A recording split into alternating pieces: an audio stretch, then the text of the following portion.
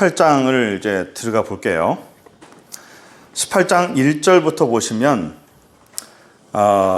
이 천국에서 누가 큽니까? 라고 하는 이런 내용이 나옵니다. 이 내용은 사실은 우리가 누가 크냐라는 이 크다라는 이 내용은 세례 요한과도 비슷한 문장이에요. 세례 요한보다 큰 자가 없다. 세례 요한이 아무리 커도 나중에 온 사람들이 천국에서는 더 크다라고 하는 의미가 우리가 한번 지난번에 했었죠. 여기서 또 하나 이제 예수께서 나와서 천국에서는 누가 큽니까? 라고 해서 예수님께서 천국에서는 어린아이와 같아야 된다. 어린아이와 같지 아니하면 천국에 들어가지 못한다라고 여기 얘기해요. 여기서 하나님 나라 사람들에 대한 정체성이 나와요. 우리 마태복음에 산상수훈도 나오죠. 산상수훈에서도 심령이 가난한 자, 또 뭐 여러 가지 긍휼히 여기는 자 계속 나오는데 모든 것이 심령에 대한 거예요. 심령에 대한 거. 내가 어떤 것을 하느냐 안 하느냐에 따라서 천국 가고 안 가고가 아니에요. 모든 출발은 심령이에요. 모든 출발이 심령이 어떻느냐, 그 영혼이, 그 심령이 어떠냐에 따라서 천국에 대한 걸 나오는 거예요. 천국 가는 사람은 이런 사람이다라는 거예요. 이런 것을 행하는 사람이 천국 가는 것이 아니라, 이렇게 그 과정을 말하는 것이 아니라, 천국 가는 사람은 이런 마음을 갖고 있는 사람이다라고 천국 가는 사람의 정체성, 존재론을 얘기해요. 오늘도 제가 이 존재론을 얘기할 건데 어렵지만 좀 쉽게 얘기할게요. 그래서 오늘 본문에도 누가 크냐 작냐, 이것은 우리 눈에 보이는 크다 작다의 문제가 아니라 누가 더 비중을 많이 차지하느냐라고 말하는 거예요. 그러면서 여기에 중요한 포인트는 어린아이와 같아라. 그러면 도대체가 어떤 사람이 어린아이와 같이 되냐? 어린아이와 같이 된다는 게 도대체 뭐냐? 어린아이와 같이 되면 천국 간다? 성경에서 말하는 것은 단순히 어떤 모양을 말하는 게 아니에요. 우리가 산상수훈에서도 얘기했잖아요. 우리가 어떤 행동이나 나타나는 그런 현상을 두고 말하는 것이 아니라 그 자세, 마음, 그걸 얘기하는 거예요. 여기에 어린아이와 같이 되지 못한다라는 말은 이건 전체적으로 겸손함을 얘기합니다. 사람의 마음에 그 심령을 말해요. 자꾸만 어떤 거는 어린아이와 같이 되지 못한다. 그럼 어린아이와 같이 거짓말을 안 하고 속이지 못하고, 물론 유대에서는 아이들은 이제 부모님의 말을 그대로, 자기 생각을 그대로 말한다라고 하는 것이 어린아이의 특징이다라고 말하기도 해요. 그거는 이제 문화에 대한 거고, 실질적으로 성경에서 말하는 것은 그 마음에 관한 거예요. 어떤 마음이냐. 어린아이와 같은 마음을 성경에서는, 이스라엘 문화에서는 겸손을 얘기해요. 겸손은. 그렇다면 이스라엘에서 말하는, 성경에서 말하는 겸손이 뭘까라고 우리가 생각해 봤으면 좋겠습니다. 우리는 겸손이라고 보통 얘기할 때, 겸손이라고 하면 우리는 우리의 인격이 갖고 있는 덕목이라고 생각하죠. 덕목. 덕목이라고 보통 생각하기도 합니다. 그래서 이 동양에서도 겸손에 대한 사상이 깊어요. 그래서 자기를 낮출 줄 아는 그런 겸손을 말합니다. 그런데 성경에서 말하는 겸손은 그런 겸손이 아니에요. 일단 이스라엘 사람들이 생각하는 겸손에 대한 의미를 먼저 알아볼게요. 겸손이란 뭐냐면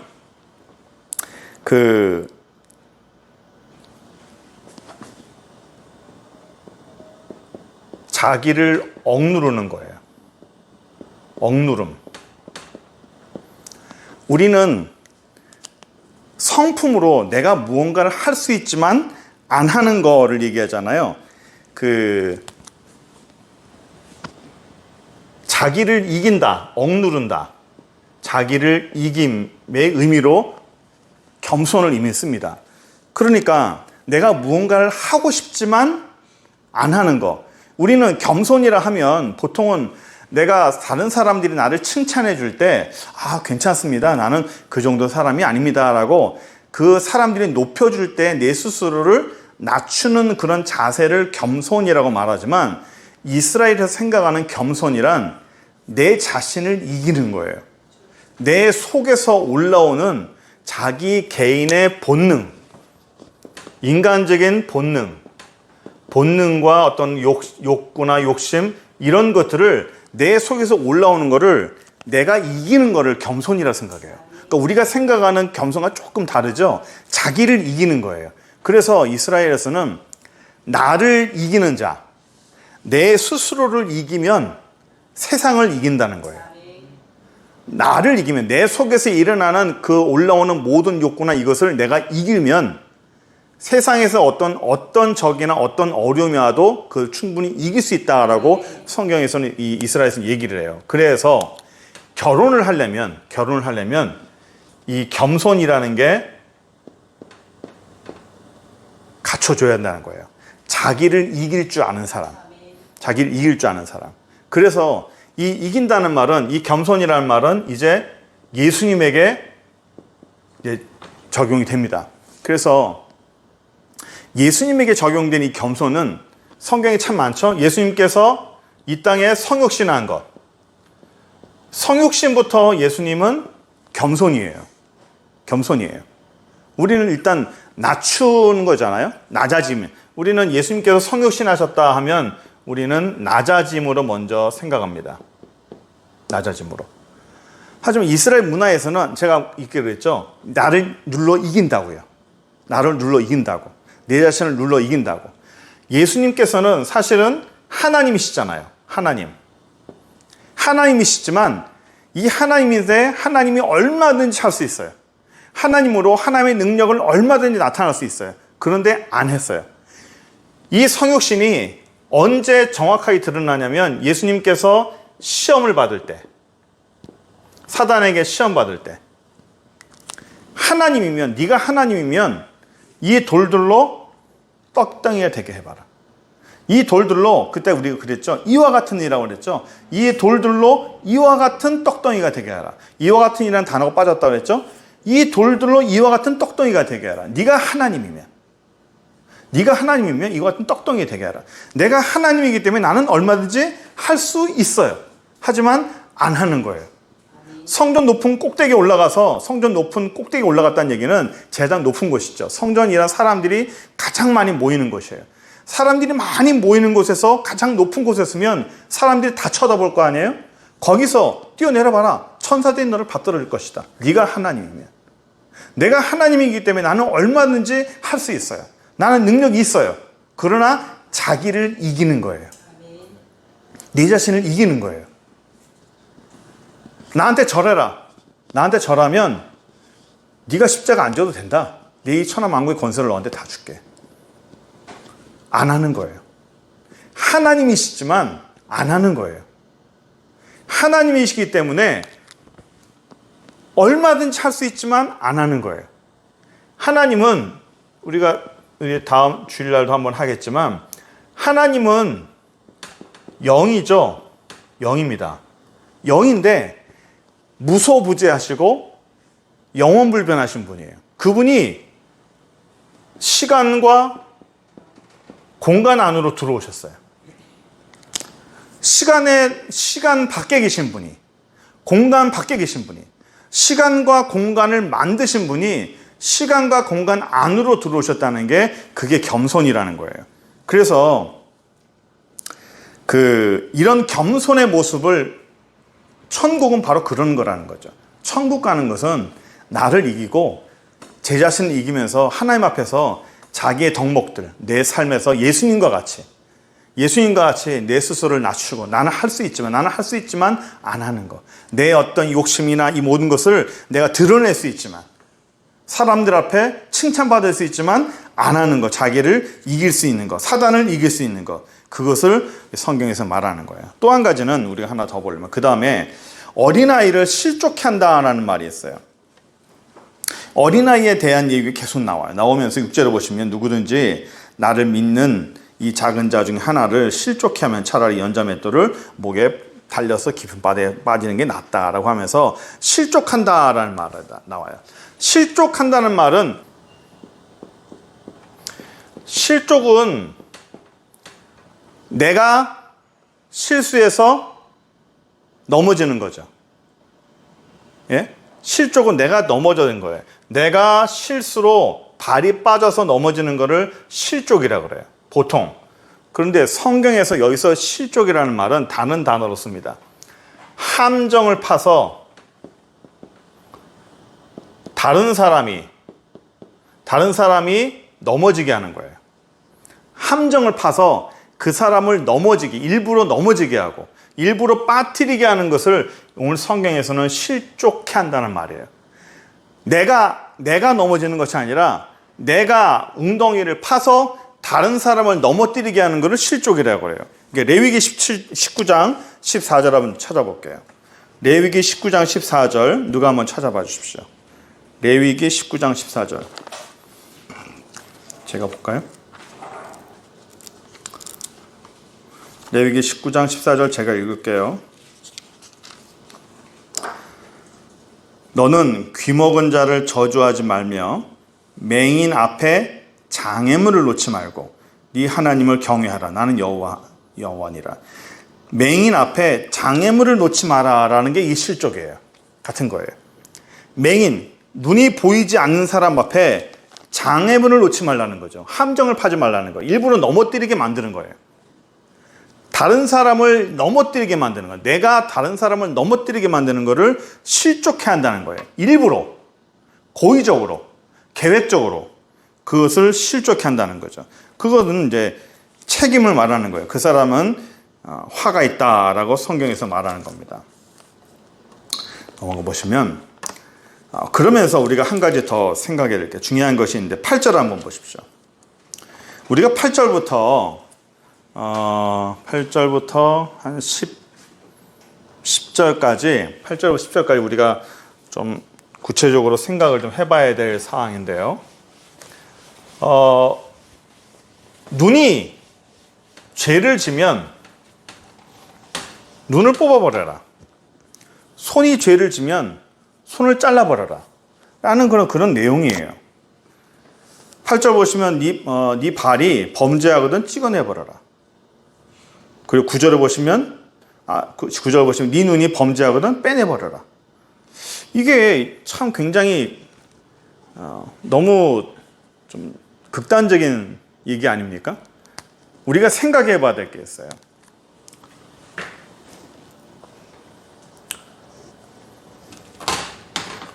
눈이 범죄했어요? 눈이 범죄했습니다. 손이 범죄했어요. 이건 6입니까? 0입니까? 이건 6이죠. 얘는 6입니다. 그러면 천국 가는 거는 6입니까? 0입니까? 맞아요? 천국 가는 거는 0이에요. 6이 범죄하면 0에 영향을 줍니까? 안 줍니까? 6이 범죄해서 0과 천국이 이게 이제 이원론인데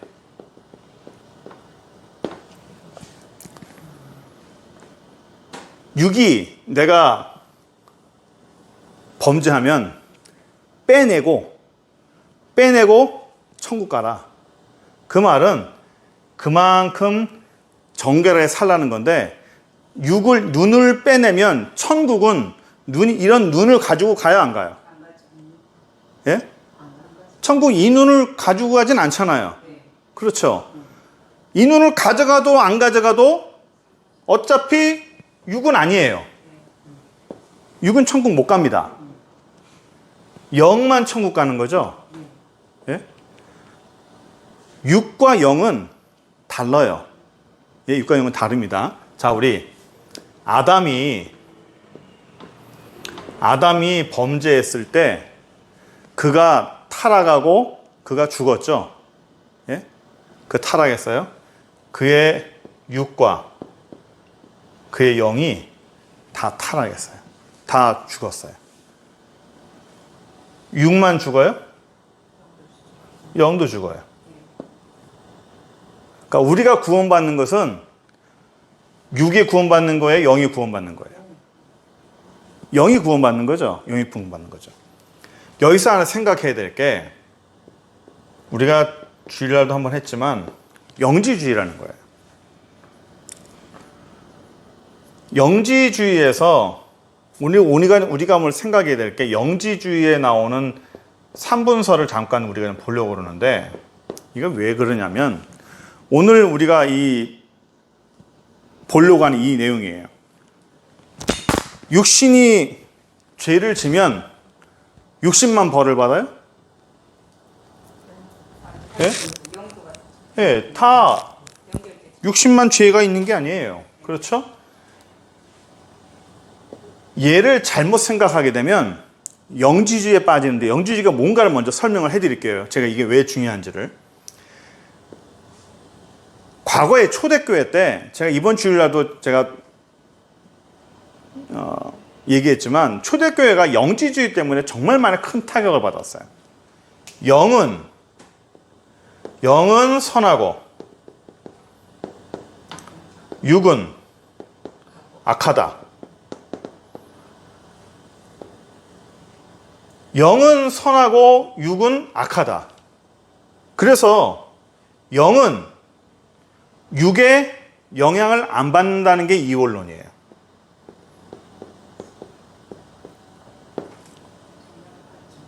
자, 그럼 우리가 생각해 봅시다. 우리가 예수를 믿었어요. 예수님 믿고 구원 받았습니다. 예수님 영접했어요. 우리는 천국 가요, 지옥 가요? 예수님 영접하면 우리는 천국 갑니다.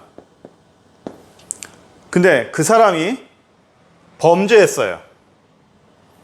그 사람이 범죄하고 눈이 죄 짓고 손이 죄 짓고 발도 죄 짓고 다 죄 졌습니다. 이 사람이 영접 후에 죄를 짓습니다. 이 사람은 천국 갑니까? 지옥 갑니까? 여전히 천국 갑니다. 왜 그렇죠? 내가 예수 그리스도를 영접하고 너는 천국 백성이다, 너는 하나님의 아들이다 라고 결정을 지은 것은 누가 결정 짓는 거죠? 맞아요. 하나님에 의해서 결정이 돼요. 하나님에 의해서 너는 하나님의 아들이다, 너는 하나님의 사람이라고 결정 짓는 거예요. 우리에 의해서 결정되는 게 아니에요. 그런데 내가 범죄해도 하나님의 결정에 영향을 미치지 않습니다.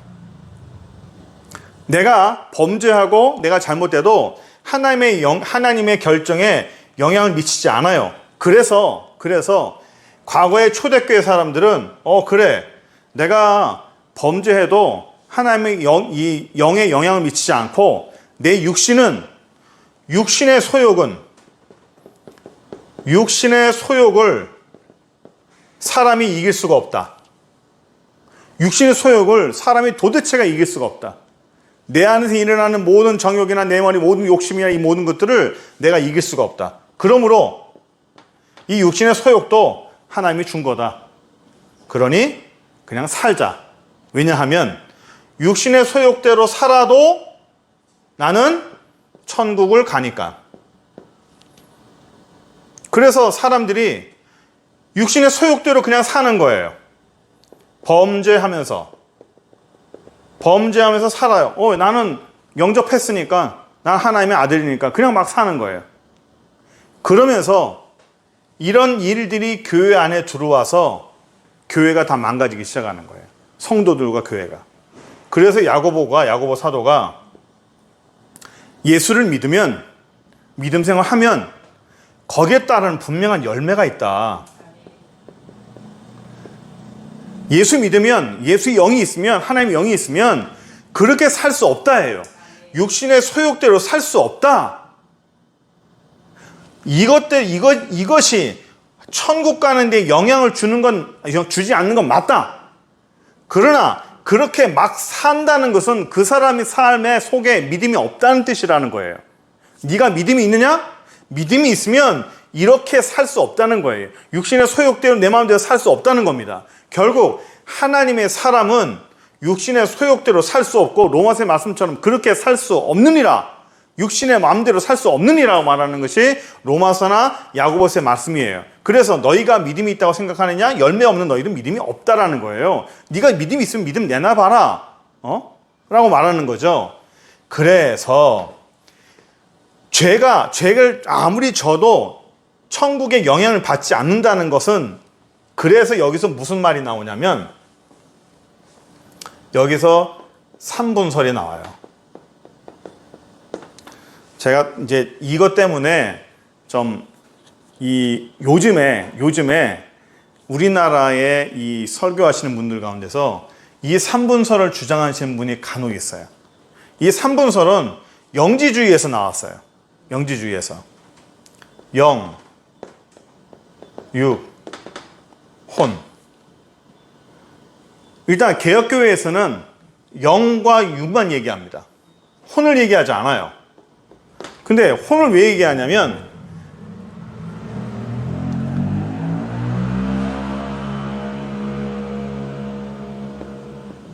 사람이 영이 있고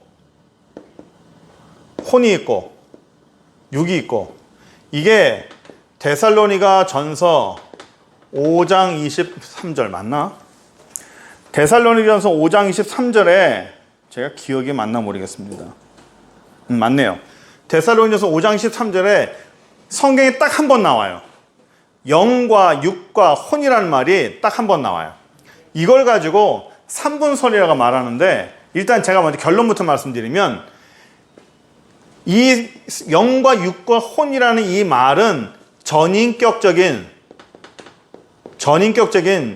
사람 전체를 말하는 거예요. 이걸 그 히브리인들의 히브리어로 수사학적으로 수사법, 이 단어가 잊어버렸네. 수사학적으로 이거를 말하는 거예요. 만약에 영과 육과 이게 3분설이라면 하나의 더 문제가 있어요. 여러분 이거 들어보셨어요? 혈과 육. 우리 육신은 혈과 육으로 되어 있다고 그러죠? 혈과 육이 아니요. 만약에 육신이 혈과 육으로 되어 있다면 4분설이 돼야 돼요. 영과 혼과 혈과 육은 4분설이 돼야 돼요. 그런데 성경에서는 4분설 말하지 않아요. 혈과 육으로 또 말하지 않아요. 또 다른 거 얘기할까요? 너희의 관절과 골수를 찔러 쪼개지 않는다. 혈과 육은 또 관절, 골수 또 있어요. 그럼 굉장히 더 나눠지겠죠? 이게 편하게 위해서 사람의 이제 육을 통제하는 게 혼이라는 거예요. 그래서 영은 하나님의 의지고, 혼은 사람의 의지고, 육은 죄의 의지다. 그러면 이게 3분설에 뭐가 문제가 되면, 천국 갈 때는 뭐가 가죠? 영이 가죠. 육은 그냥 썩어지잖아요. 그렇죠? 그럼 혼은 어디 가요? 그 천국 갈 때 혼이 어디 간다는 말이 없어. 성경에서는 영과 혼을 하나로 써요. 모든 단어를 뭐 이게 길게 설명할 수는 없지만 이거를 전부 다 혼용해서 다 씁니다.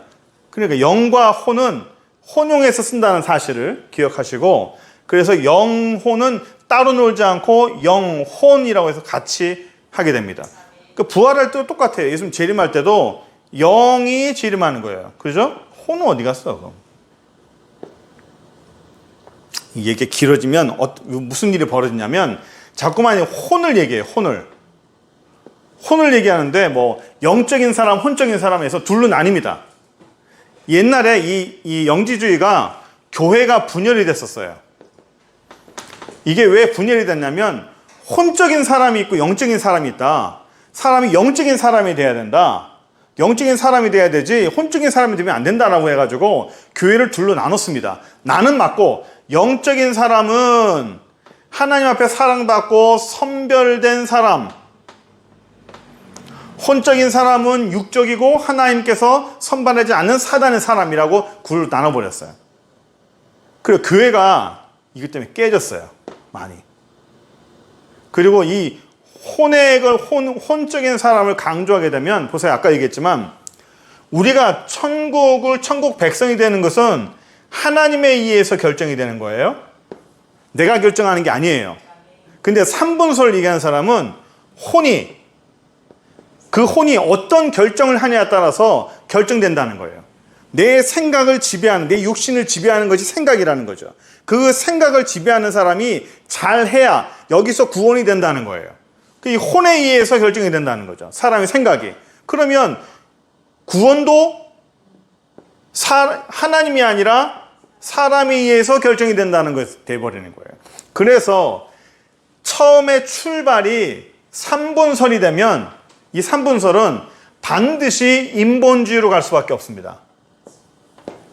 제가 어느 분 할 때도 3분설 안 된다. 2분설이다. 3분설이 왜 안 되냐? 3분설을 처음에 3분설을 가게 되면 계속적으로 다른 방향으로 갈 수밖에 없다. 그 나중에는 굉장히 폭이 굉장히 크다. 결국엔 이 3분설로 가게 되면 영지주의를 가서 나중에 영지주의가 어떻게 되는지 아십니까? 육신은 악하고 영은 선하잖아요. 그래서 예수님께서 영이신데 어떻게 더러운 한정적인 육신 속에 들어올 수 있느냐? 불가능하다. 안 된다. 그래서 예수님께서 육신으로 오는 것을 부정했어요. 영적인 것만 가능한, 영적인 것만 좋은 거다. 영적인 것만 좋은 거고 사람이 육신을 나타나는 혼에 있는 것은 자꾸만 부정을 해요. 그러니까 사람을 자꾸 판단합니다. 그래서 이 3분설을 주장하는 사람들이 대부분 교회 안에서 분란을 일으켜요. 분란을 일으키고 다른 사람을 판단하고 다른 사람에게 이렇게 지적질하는 일이, 이게 초대교회부터 지금까지 이어져 와요. 초대교회 때부터 지금까지 이 영지주의의 이 사람들이 끊임없이 나타납니다. 하여튼 여러분 우리가 알겠지만 들어보셨는지 모르겠습니다. 2000년대에 관상기도라는 이게 또 나왔어요. 이거 똑같아요. 관상기도. 그 다음에 빈야드. 관상기도 80년대, 빈야드 계속 있어요. 그 다음에 카리스마, 계속적으로 각 10년, 20년 단위로 이런 어떤 세태가 일어나요.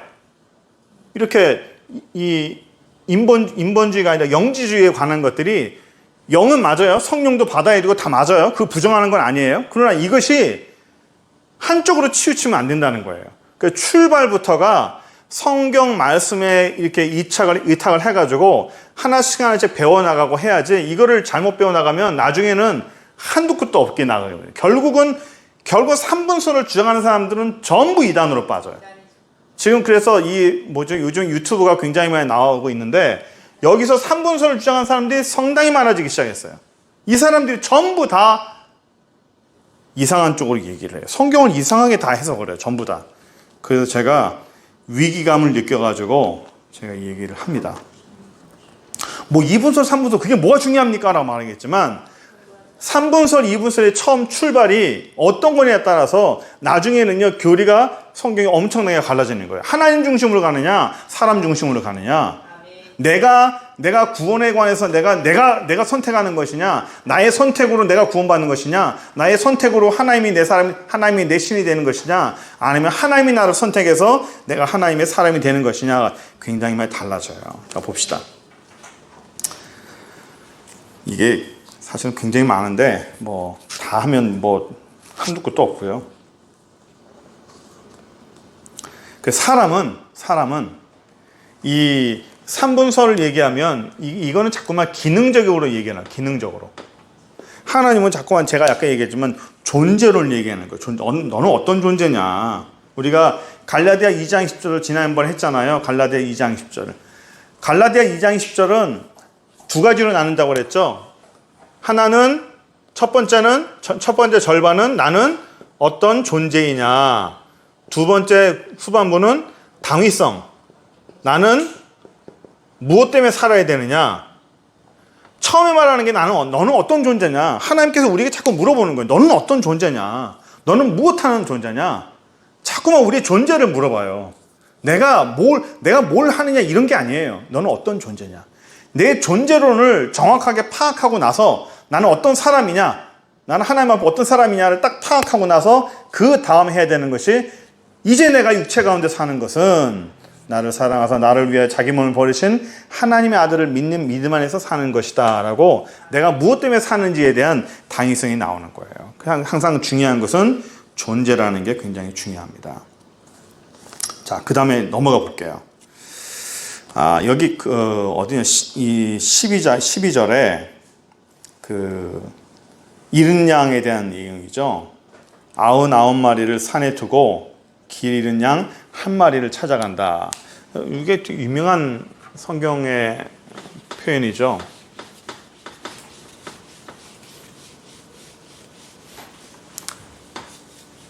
이게 사실은 논리적으로 맞진 않아요. 한 마리가 중요합니까? 99마리가 중요합니까? 99마리가 훨씬 중요하죠. 왜냐하면 양도 많고 숫자도 많고, 이런 거를 성경에서는요,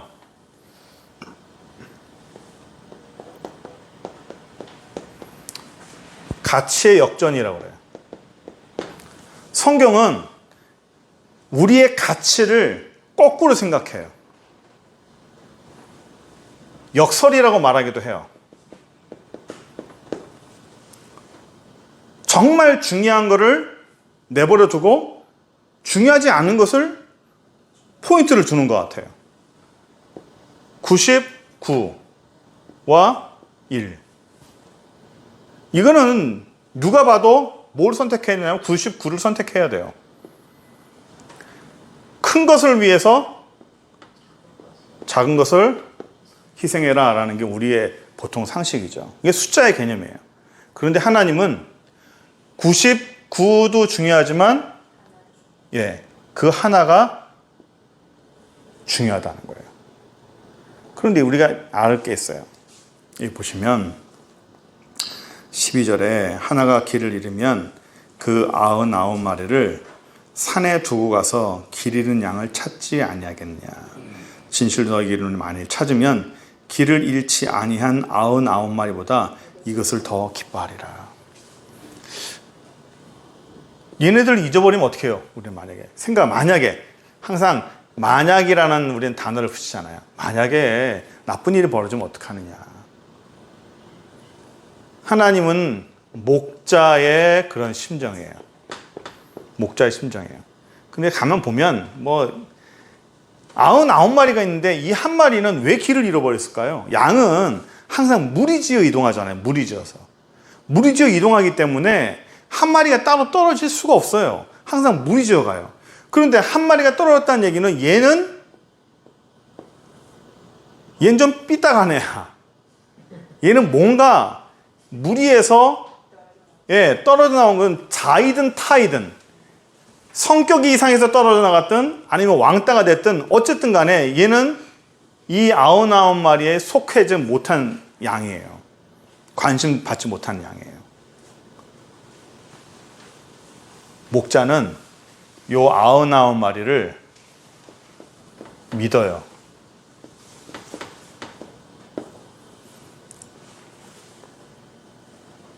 한 마리는 불쌍히 여기는 거고 99마리는 방치하는 게 아니라 믿는 거예요. 믿어요. 이거는 오늘날 모든 교회의 목사님들의 똑같은 마음이에요. 기존에 있던 성도들, 새로운 성도, 기존에 있던 성도가 훨씬 숫자도 많고 힘들었습니다. 새로운 성도는 숫자도 적고 힘도 없어요. 교회 안에 영향력도 없습니다. 목사님의 관심은 누구한테 갈까요? 새로운 성도한테 가는 거예요. 이 사람을 살리기 위해서. 그러면 요 기존에 있는 성도는 버려주는 건가요? 아니에요. 믿는 거예요. 믿는 거예요. 99마리를 믿는 거예요. 예수님도 목자의 마음으로 믿는 거예요. 그리고 그 한 마리에게 관심을 거르는 거예요. 자, 이제 15절 한번 봅시다. 우리가 좀 서두려야 할 것 같아요. 15절 보시면 15절부터는 용서에 대한 겁니다. 끝까지 계속 용서에 대한 거예요. 네가 용서할 수 있겠느냐? 15절부터 20절까지는 네가 죄를 범하거든 다른 사람하고 같이 가서 권고해라. 계속적으로 권고해라. 그가 듣지 않으면 두세 증인으로 가서 권고하고 또 그래도 말을 듣지 않으면 17절에 교회의 명의로 가서 그를 권고해라. 그러면서 19절에 진실로 다시 너희에게 이르노니 너희 중에 두 사람이 땅에서 합심하여 무엇을 구하면 하늘에 계신 너희 아버지께서 모든 것을 이룰 것이다. 18절에 보면 뭐라고 되어 있냐면 진실로 너희에게 이르는 무엇인 너희가 땅에서 매면 하늘에서도 매일 것이요 무엇인지 땅에서 풀면 하늘에서도 풀리리라. 그러니까 이게 지금 땅과 하늘을 구분하면서 땅에서 매이면 하늘에서도 매인다. 땅에서 묶이면 하늘에서도 묶인다. 내가 묶고 내가 여기 전체에 매인다는 게 그냥 뭘까요? 여기서부터 지금 16절부터 35절까지 얘기하는 주제가 뭐냐면 용서에 관한 거예요. 용서. 계속적으로 용서에 관한 내용을 얘기하고 있어요. 결국 매인다, 묶인다도 결국 뭐냐면 내가 용서를 못하고 있다는 거예요. 용서를 못하고 있다는 겁니다. 계속적으로 끊임없이 얘기하는 것은 이 앞절은 뭐라고 얘기했죠? 천국에서 얘기하고 있죠. 천국에서 누가 크느냐? 천국 가야 된다. 천국 가는 사람은 이런 정체성을 갖고 있다. 너희는 너희의 천국의 존재는 이런 거다 말하면서 천국 가는 사람은 용서를 해야 된다는 거예요. 너희가 땅에서 매면 하늘에도 매이니까 무언가 이 땅에서 묶이는 게 있느냐? 그러면 하나님이 묶어버린 거다. 내 육이 잘못되는 건 영이 잘못된다는 거죠. 하나님이 묶어버리면 어떻게 돼요? 이 땅에서 돼요, 안 돼요? 안 돼요. 그래서 이 21절부터 그 뒤까지는 용서에 대한 주제로 계속 나오는 거예요. 용서해라. 그러니까 이 주제로 우리가 뭐 여러 가지 내용이 있어요.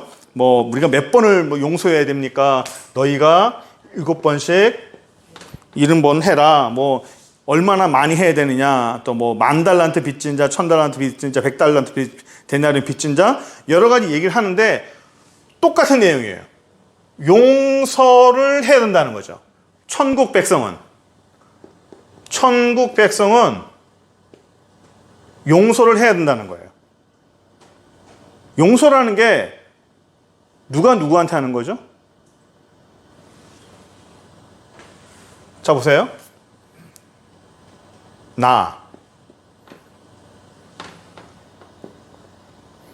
어떤 사람이 있어요. 이 사람이 나한테 어떤 잘못을 합니다. 그렇죠? 잘못을 해요. 그러면 나는 이 사람을 원망하고 공격을 하려고 그래요. 그런데 성경에서 요구하는 건 뭐예요? 용서하라는 거죠.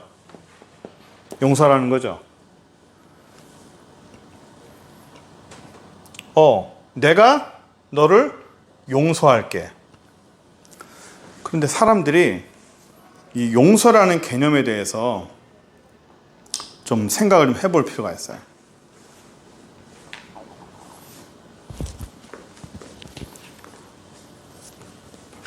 많은 사람들이 용서라는 개념을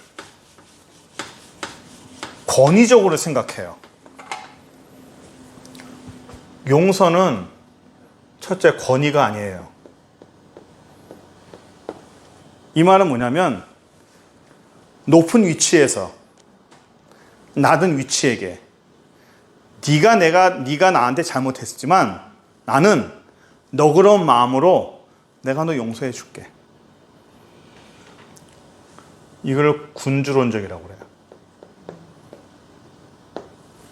내가 넓은 마음으로 내가 너를 용서해 줄게.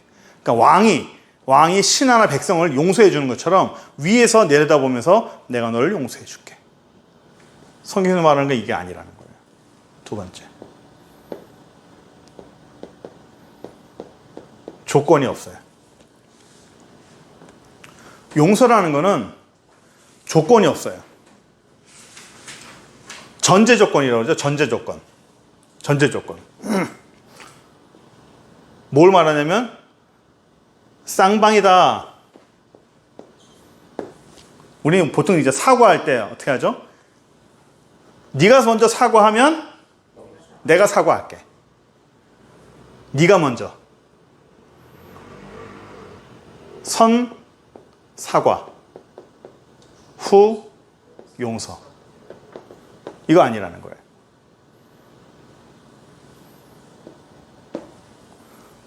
성경이 요구하는 게 참 많아요.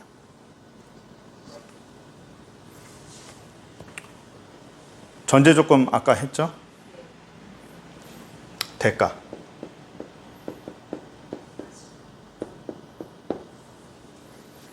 내가 용서하기 위해서 네가 나한테 뭘 할 거야?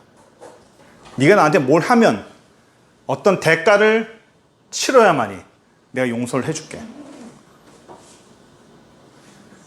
용서가 그냥 되느냐? 우리 세상 법에서는, 세상의 일반 법에서는 용서라는 게 어떻게 되죠? 용서라는 법의 제약을 받죠. 뭐 징역을 받든지 벌금을 받든지 그런 제약을 받습니다. 법의 제약.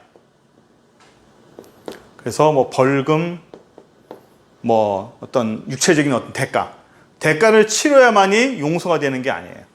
권위도 아니고 조건도 아니고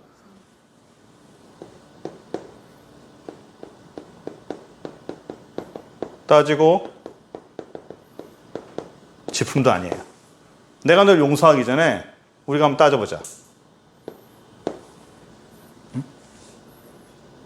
내가 널 용서하기 전에 한번 따져보자. 성경에서 이걸 용서라고 하지 않아요.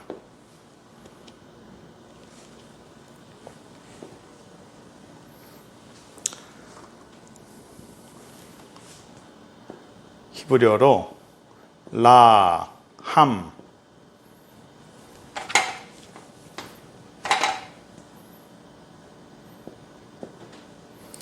라함이라고, 이걸 긍휼이라는 뜻이에요. 라함이 긍휼이라는 뜻입니다. 또 하나 같은 건데, 자음이 같은데, 자음은 똑같은데 레함이 있어요. 레함. 똑같은 글자예요. 얘는 자궁이라는 뜻이에요. 글자가 똑같아요. 글자가. 모음만 같아요. 모음만 다르지만 그 히브리에서는 다 똑같은 거예요. 라함이나 긍휼이라는 단어와 자궁이라는 단어가 같은 단어예요. 이게 뭐냐면 긍휼이라 뭐 용서한다는 거, 불쌍히 여긴다는 거예요.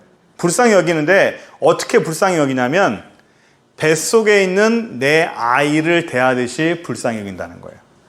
그러니까 부모의 마음이에요. 어미의 마음으로 불쌍히 여기고 용서한다는 거예요. 그래서 성경은 용서라는 걸 얘기할 때, 이 긍휼을 얘기할 때 레함, 자궁에 대한 걸 얘기를 해요. 내 뱃속에 있는 아이를 내가 대하듯이. 내 아이를 여러분들은 어떻게 용서를 하세요? 내 아이는?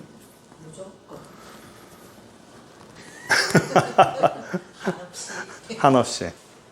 물론 무조건 뭐 다 하진 않죠. 예? 짚고 넘어가지만 달라요. 하나님께서 우리에게 말씀하시는 용서에 대한 개념은 세상에서는 복수를 해야 돼요. 복수를. 네가 나를 이렇게 했어? 내가 그만큼 내가 너를 갚아줄게. 안갚음이라는 거죠. 안갚음.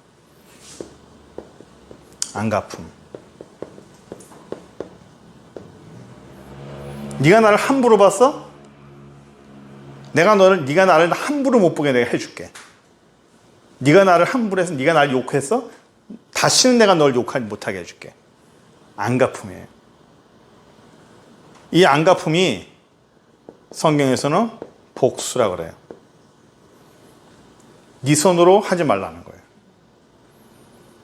네 손에 피 묻히지 말라는 거예요. 모든 복수는 누가 해준다고요? 하나님이 해준다고. 그럼 내가 하는 건 뭐예요? 용서예요, 용서. 내가 권위를 가지고 군주론으로 그래, 나는 너와는 달라. 바리새인처럼 난 너하고는 달라. 난 너하고는 달라. 하지만 내가 널 용서해 줄게. 왜냐하면 난 너와는 다르기 때문에. 이거는 바리새인이에요. 바리새인과 세리처럼 나는 저 세리와 같지 아니하면 감사하면 똑같은 말이에요. 난 너와 달라서 난 널 용서해 줄게. 나는 그래도 하나님 믿는 사람이니까 내가 낫지 않겠냐? 내가 널 용서해 줄게. 라는 게 바리새인 같은 거예요. 조건 따지는 거. 네가 먼저 용서해. 네가 먼저 나한테 용서 빌어. 네가 잘못해. 네가 먼저 용서를 빌면 그 다음에 내가 너한테 용서해 줄게. 우리 찬양이도 그런 게 있잖아요. 내가 먼저 용서하지 못했고, 내가 먼저 사과하지 못했고, 섬기지 못했고.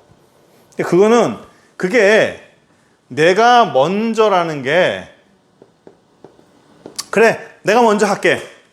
내가 먼저 용서할게. 그러면, 네, 너도 나를 용서해. 이게 조건이에요.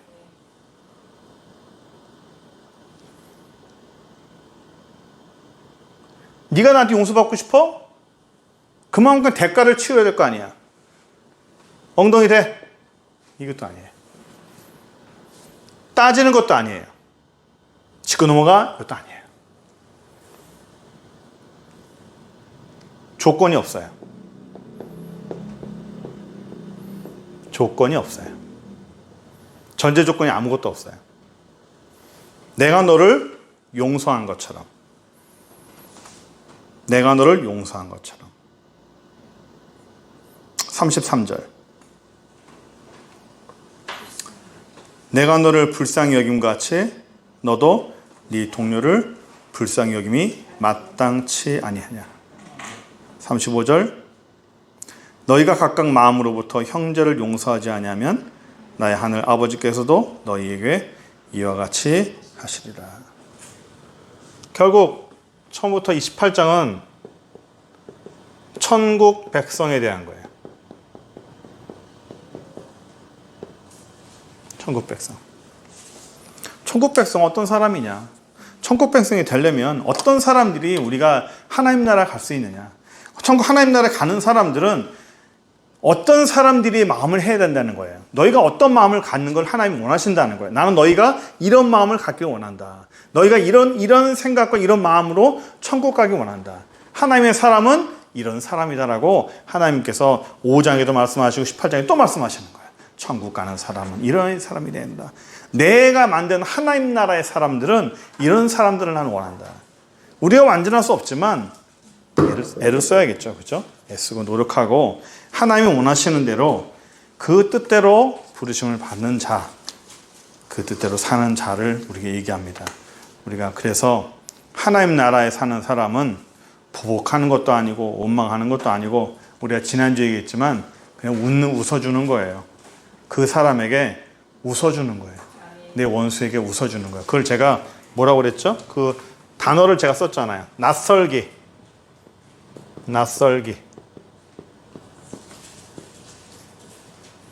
저 사람이 안 좋고 저도 나 안 좋고 나도 안 좋아하고 서로 안 좋아할 때 낯설기. 처음 보는 것. 낯설다.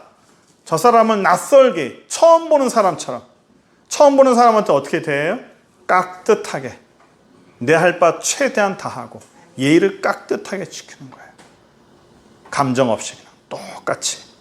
그래서 우리의 삶에는 이런 낯설기도 더 필요한 것 같아요. 더 안 좋은 사람일수록, 더 용서가 필요한 사람일수록 이런 낯설기 하면서 하나님 앞에서 이 땅에서 우리가 좀 더 하나님이 원하시는 그런 믿음의 사람, 은혜의 사람 천국 백성의 삶을 살아가는 저 여러분들께 바랍니다. 기도합시다. 전능하신 하나님 감사합니다. 예수의 능력으로 저희를 축복하여 주시고 믿음으로 살게 하시니 감사합니다. 하나님의 사람으로서 천국 백성으로서 이 땅을 어떻게 살아가야 될지, 하나님이 원하시는 성품과 하나님이 원하시는 그런 심령과 하나님이 원하시는 그런 마음을 우리가 품을 수 있도록 주여 축복하시고 인도하여 주옵소서. 이 시간 우리 다 같이 기도합시다. 하나님, 우리 안에 새로운 삶을 허락하여 주셔서 우리가 주님 앞에 천국 백성의 삶을 살아갈 수 있도록 저에게 믿음을 더하여 주시고 우리 주님이 기뻐하시는 믿음을 갖게 하여 주옵소서. 하나님이 기뻐하시는 그런 영혼 되게 하여 주옵소서. 주님이 기뻐하시는 그런 믿음의 소유자 되게 해달라고 다 같이 주의 이름 부르고 기도하겠습니다.